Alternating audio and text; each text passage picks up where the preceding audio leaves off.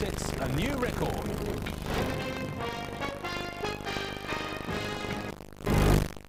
Geelong to Melbourne doesn't seem much of a feat, but for a Carnegie model aircraft enthusiast, it's earned a world record nonetheless.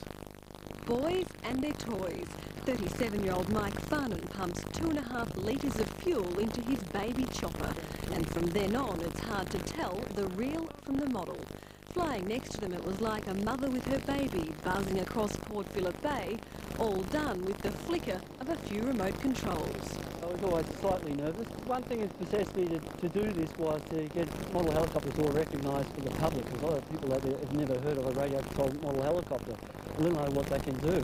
The model flight path tracked from Geelong to Elwood's Moran Park, reaching speeds of up to 100 kilometres an hour. The model is, I guess, bounces around more than what the real one does, so you've just got to keep pace with it, and I've just got to keep him in the right position where he can see it, and his antenna will control it. Then, in 40 minutes, touchdown, and the hobby shop owner is a world champion. This adds to his international reputation. How does it feel to be a world champ? Oh, fantastic. Jennifer Adams, 7.